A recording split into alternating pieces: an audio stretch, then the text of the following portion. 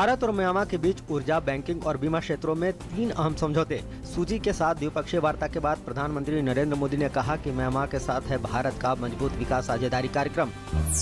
द्विपक्षीय साझेदारी को बढ़ावा देते हुए भारत म्यांमार सीमा क्षेत्रों पर सुरक्षा सहयोग और परस्पर रणनीतिक हितों को लेकर संवेदनशीलता बढ़ाने को लेकर हुए सहमत।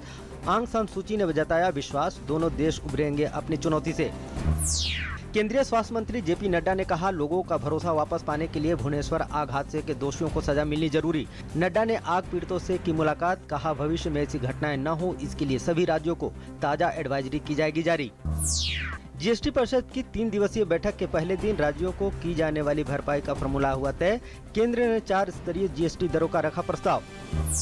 कावेरी मामले में सुप्रीम कोर्ट ने 2007 के ट्रिब्यूनल के आदेश के खिलाफ तमिलनाडु, कर्नाटक और केरल की अपील पर फैसला रखा सुरक्षित। तमिलनाडु के लिए रोजाना 2000 क्यूसेक पानी छोड़ने का निर्देश बरकरार। कश्मीर के बारामूला में सेना ने किया आतंकियों का बड़ा ठिकाना ध्वस्त। 44 संदिग्ध आतंकी गिरफ्तार, भारी मात्रा में हथियार, गोला बारूद बरामद, सघन तलाशी अभियान जारी। दिल्ली हाई कोर्ट ने मुख्यमंत्री अरविंद केजरीवाल की उस याचिका को खारिज कर दिया जिसमें उन्होंने अपने खिलाफ चल रहे आपराधिक मानहानि मामले की सुनवाई को रोकने की अपील की थी। भारतीय वायुसेना के कमांडरों का 3 दिन का सम्मेलन आज समाप्त हो गया। वायुसेना के उच्च अधिकारियों ने सम्मेलन में वायुसेना की कार्रवाई संबंधी तैयारियों के अलावा प्लेटफॉर्मों के रख रखाव और साज सम्मान के आधुनिकीकरण के बारे में चर्चा की।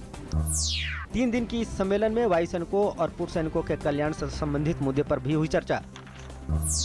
मतदाता शिक्षा पर निर्वाचन आयोग 3 दिवसीय अंतर्राष्ट्रीय सम्मेलन आज से नई दिल्ली में शुरू। इस सम्मेलन में 27 देशों और 5 अंतर्राष्ट्रीय संगठन शिरकत कर रहे हैं। सम्मेलन का विषय है समावेशी, जागरूक और नैतिक भागीदारी के लिए मतदाता शिक्षा। इस सम्मेलन का उद्देश्य चुनाव प्रबंधन निकायों द्वारा सर्वोत्तम प्रथाओं, नीतियों और मतदाता शिक्षा की पहल साझा करना है। उपराष्ट्रपति मोहम्मद हामिद अंसारी और अल्जीरिया के नेताओं के बीच अल्जीयर्स में हुई बातचीत में आतंकवाद का मुद्दा मुख्य रूप से छाया रहा।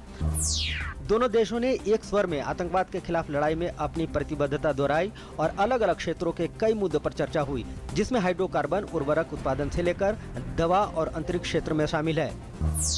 तमिलनाडु के वित्त मंत्री ओ पन्नीरसेल्वम की अध्यक्षता में कैबिनेट की बैठक हुई। जयललिता के अस्पताल में भर्ती होने के बाद पहली बार कैबिनेट की बैठक हुई। बैठक में कावेरी जल विवाद, स्थानीय निकाय चुनाव, स्थानीय निकाय के लिए विशेष अधिकारियों की नियुक्ति और आगामी 3 विधानसभा क्षेत्रों में चुनाव के मुद्दे पर चर्चा हुई। जम्मू कश्मीर के राजौरी सेक्टर में पाकिस्तानी सेना के गोलाबारी में शहीद राजपूताना राइफल्स के जवान सुधीश कुमार का अंतिम संस्कार उनके पैतृक गांव में पूरे राजकीय सम्मान के साथ किया गया। अमेरिकी राष्ट्रपति बराक ओबामा ने राष्ट्रपति चुनाव में रिपब्लिकन पार्टी के उम्मीदवार डोनाल्ड ट्रंप से कहा है कि वे शिकायत करना बंद करें।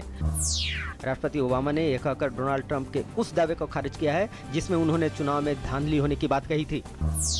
2 बार के एशियाई और 2 बार के विश्व चैंपियन भारत ने मंगलवार को अपनी अंतिम ग्रुप मैच में इंग्लैंड को 51 अंकों के अंतर से हराकर अहमदाबाद में जारी कबड्डी विश्व कप 2016 के सेमीफाइनल में प्रवेश कर लिया है।